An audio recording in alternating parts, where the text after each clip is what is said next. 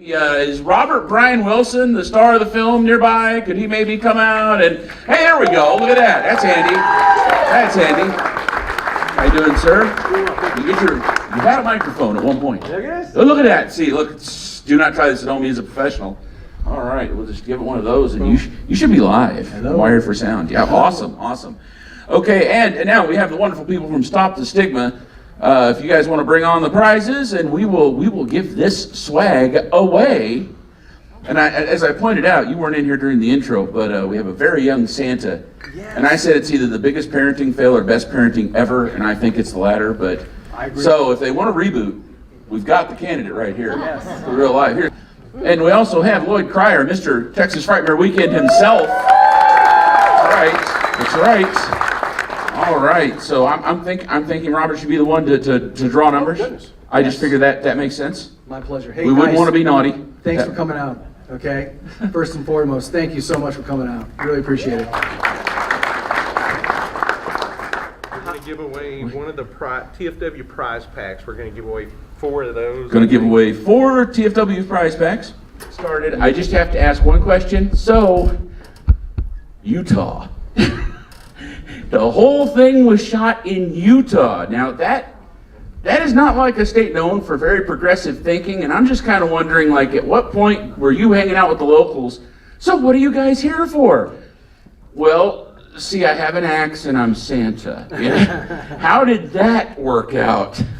Oh gosh, it really, I'll tell you, I didn't really hang out much with the locals, but what I did hang out with was the crew, which are local members of the community.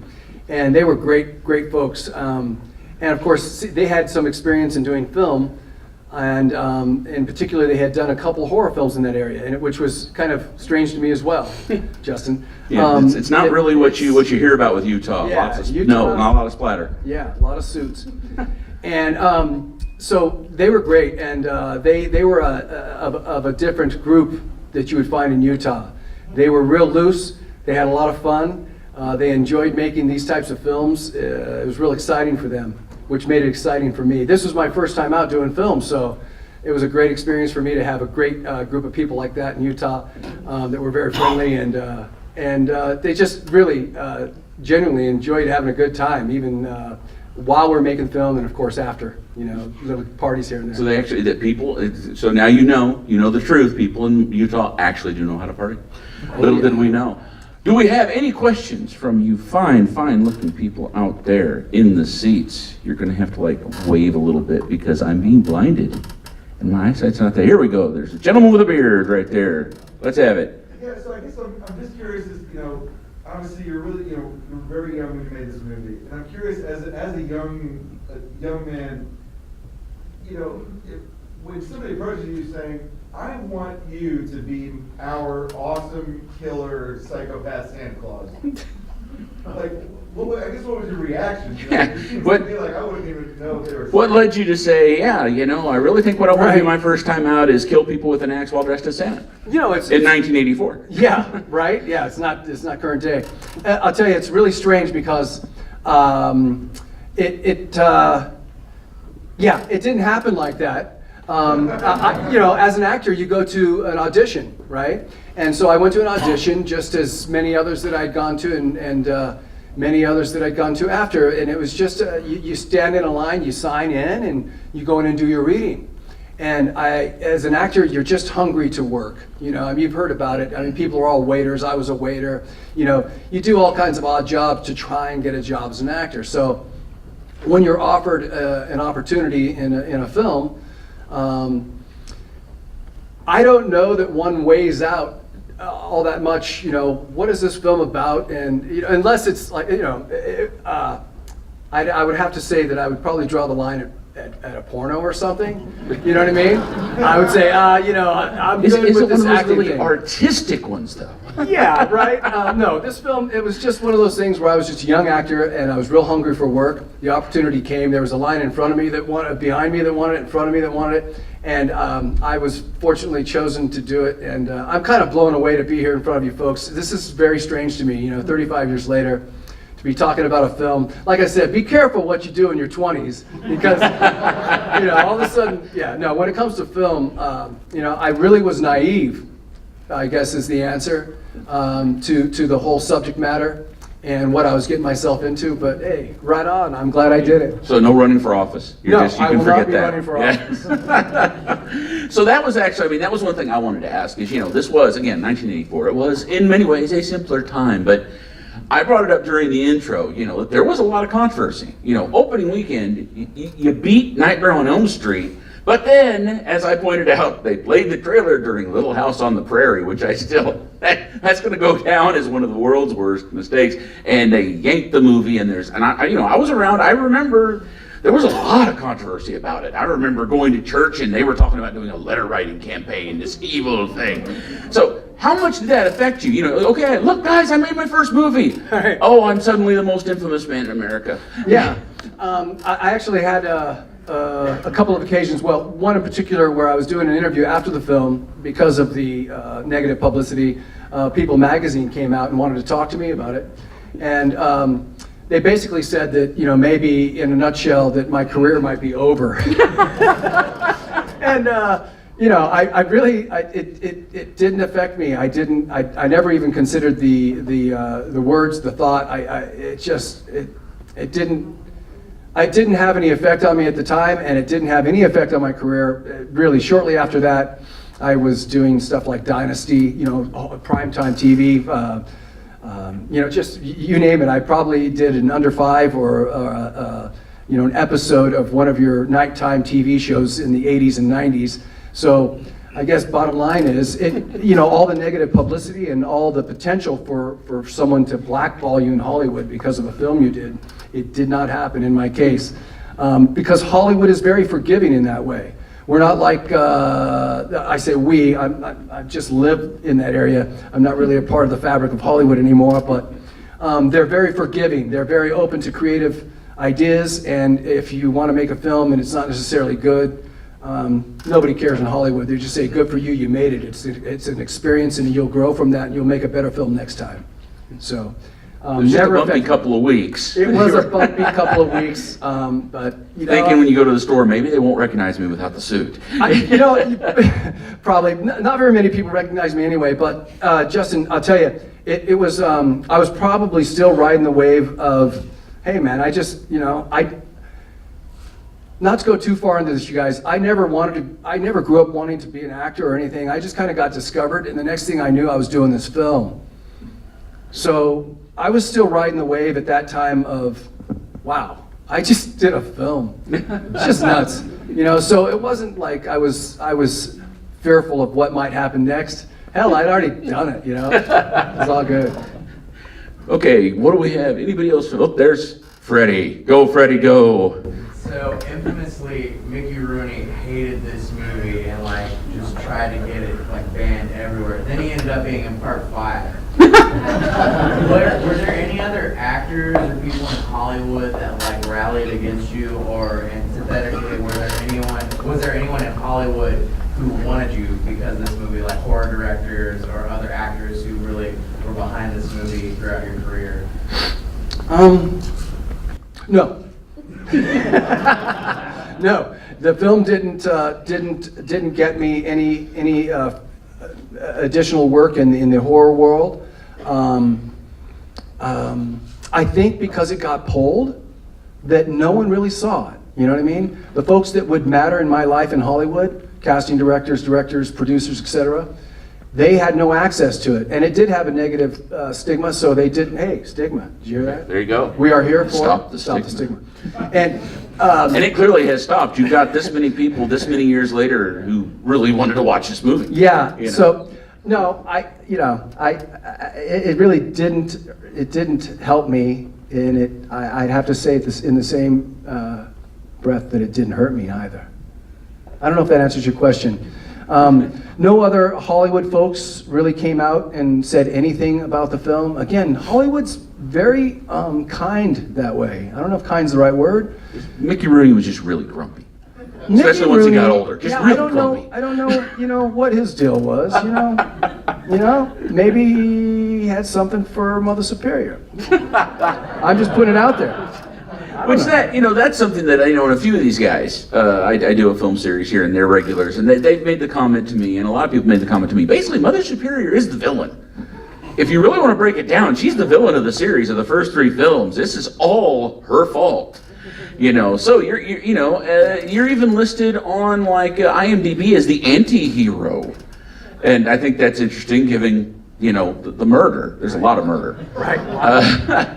But but that was one thing, given what we just brought up, and I'm sure the answer is no, but it needs to be asked. Did you have any concept that, hey, this is going to be a movie that lives on? 30 years down the road, I'm still going to be talking to people about this. No. People are still going to be paying money to see this and buy it at home video, and Yes, Justin, I get it. It would be easy for me to sit here and say, yeah, for sure I saw that coming, but I had no idea.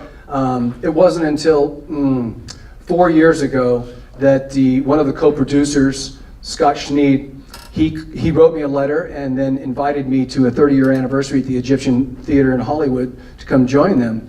And so for 30 years, I had no idea what was going on behind the scenes with this film.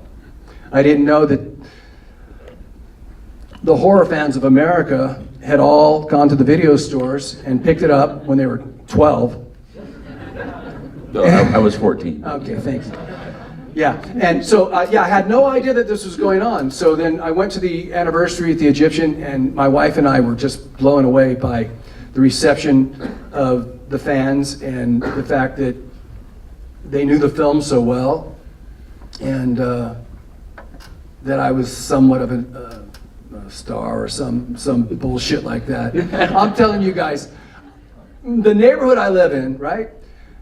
I'm out in the front yard. Nobody gives a shit about me. So this is weird.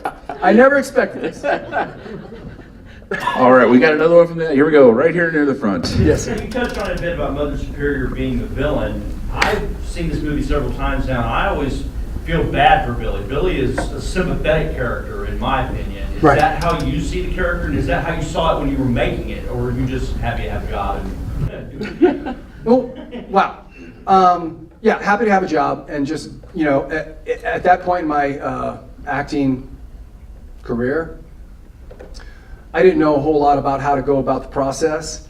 So a lot of that was new to me. Obviously, some of it perhaps, as you guys film goers, you can see it in the film. And the way that the film started out, they didn't really want Billy to have anything to say. They didn't want him to have any dialogue. They just wanted a stuntman to play Santa and go around and kill people. The Jason Voorhees route, or Right. Michael Myers, Right. big silent murder. Yes, that's what they had in mind. But then they kind of said, no, they literally had me, the mask was up around my face in the beginning, and then the producer came, and the director said, hey, let's pull that thing down, I know I'm old and bald and ugly now, but I was kind of cute then. And that reveal where they just pan up in the you know, toy store so is very... he's like, hey man, we got to show this dude. He could be a bigger part of this film than we ever anticipated from this character. We just wanted him to go around and kill, but I think that there's something about this individual, me, that there was something in me that they said that there was just enough naivete that I would warm up to the idea of doing the film as we went, and it would be okay. Mother Superior, Lillian Chauvin, she was an acting teacher in Hollywood all through her career. And when I went to the hotel to meet up with them to do the film, she and I got together and we started reading our parts in the film.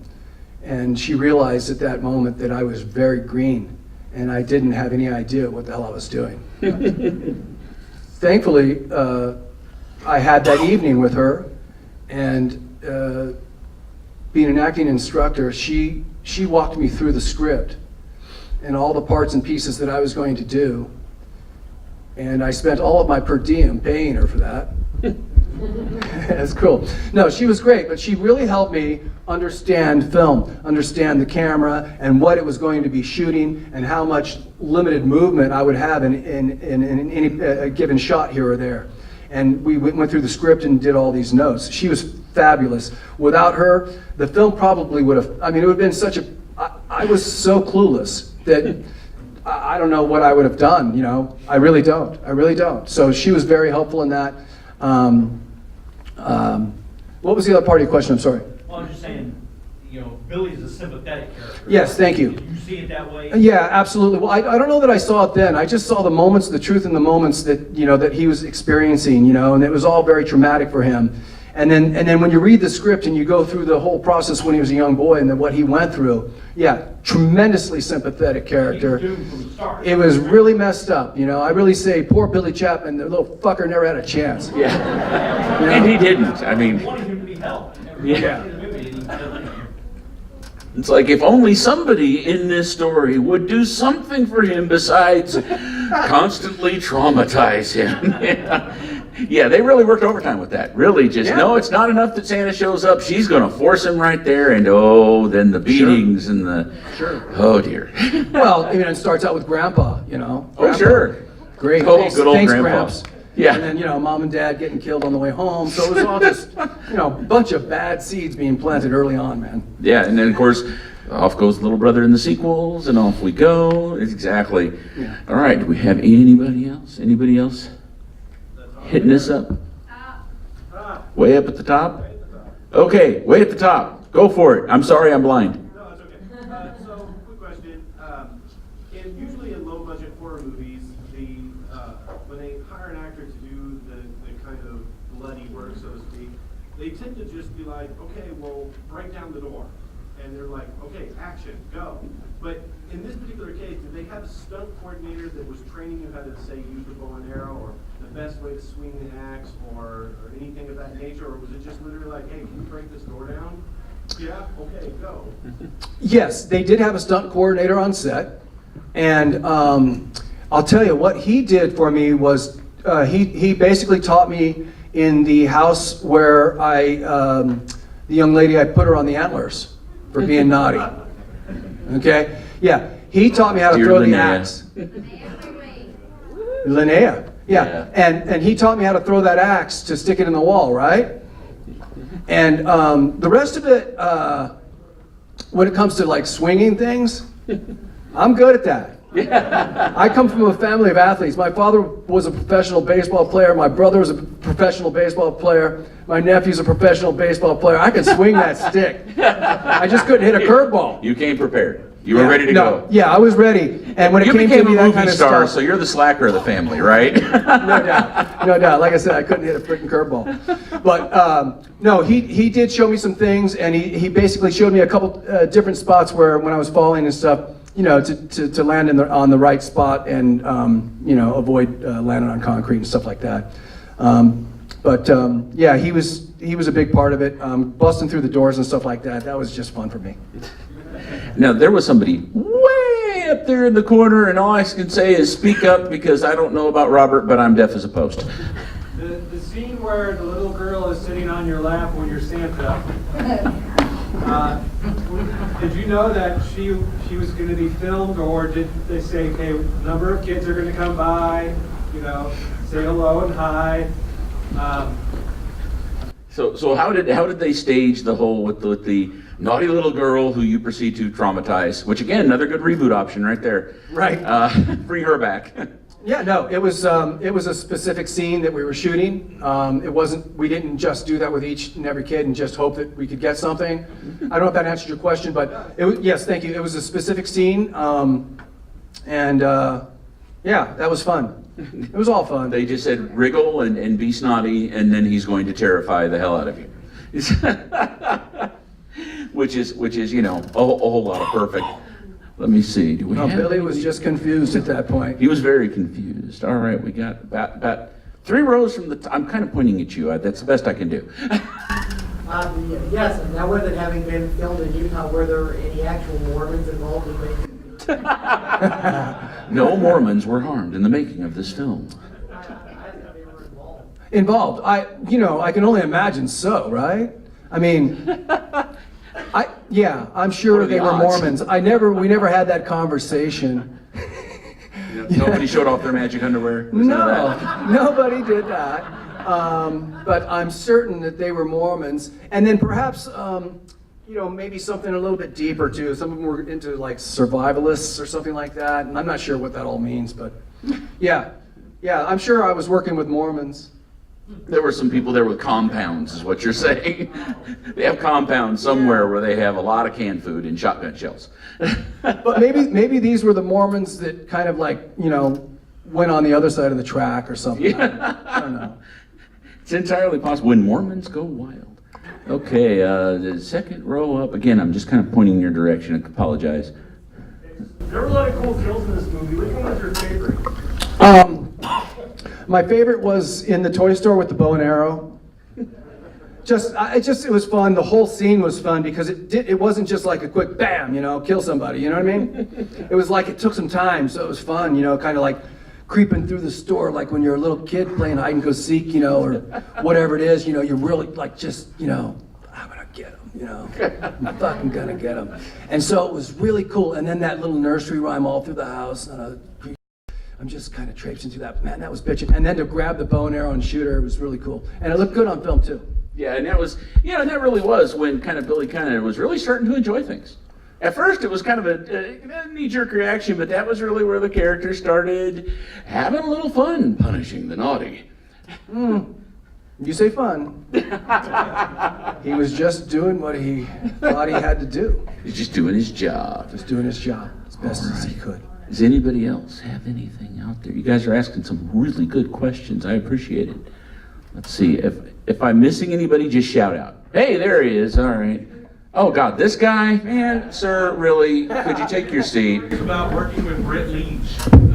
Britt Leach did a lot of films. Yes.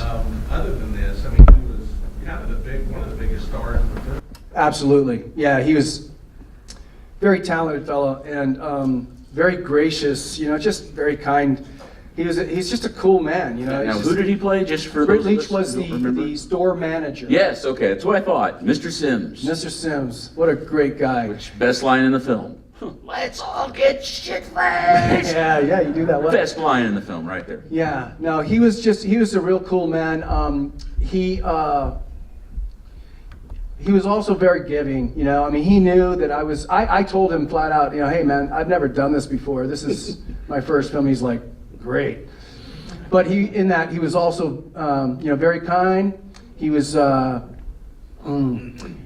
he structured his comments. He was very careful about what he would say to me. I'd ask him a question about, in the scene that we would be doing or whatever, like, do you have any idea? Do they see my boots?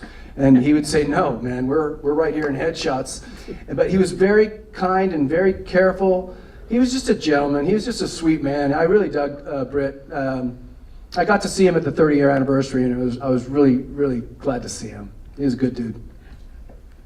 Right on. And that, again, that's the kind of question you get from Lloyd, is the insider baseball. He knows everybody in every movie ever. And yeah, no, there's a reason why Texas Frightmare rocks, because encyclopedia is running around up here. Okay, I think we have time for one more. Does anybody have one good final question? Okay, there's pointing. Not only are you do have your hand raised, there's people pointing to you, so you have like some support. So, this isn't the first time I've seen this movie, but I love watching this movie because it's so goofy. I mean, you have the like montage scene that makes no sense. Right.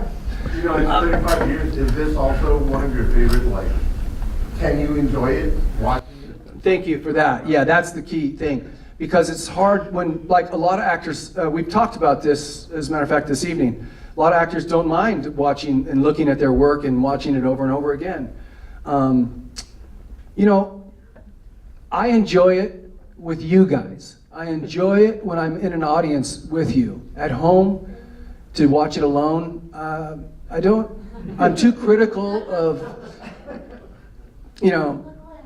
I'm too critical of the work, and I've learned too much since then to be able to really enjoy it as an artist.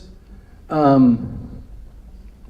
to watch it with you guys, there's this element of comedy that you guys see in it that I never saw before when I was doing the film.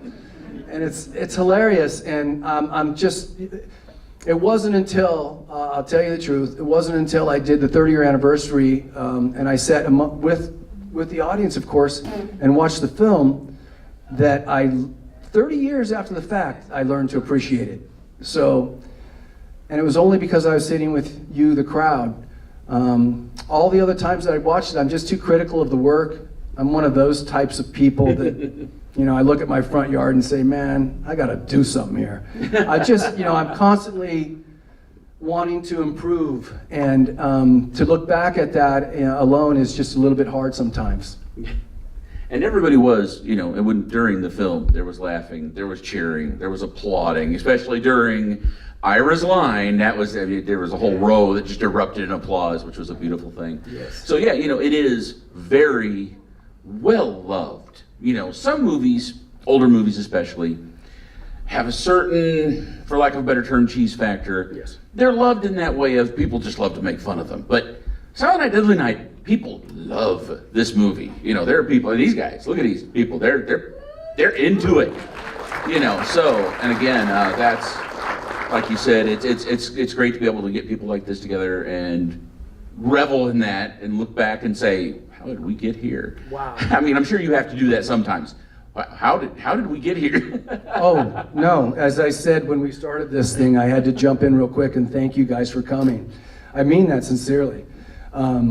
Yeah, who would think, 35 years later that I'd be sitting here in front of you, folks like you talking about this film. I just never would have imagined it. And I'm real thankful for it. I have nothing but gratitude to you guys and where the film is now, and the fact that you love it. I'm just lucky. I don't know, I'm thankful, and I just appreciate you guys for watching the film and keeping it on your shelf. I really appreciate it. Well, do you want to go hang out in the lobby, sign some more stuff? Sure. Take some more photos? All right, Robert Brian Wilson, let's have a great big Alamo round of applause. Thank you so much for coming out. We love you. Texas loves you. Come back again.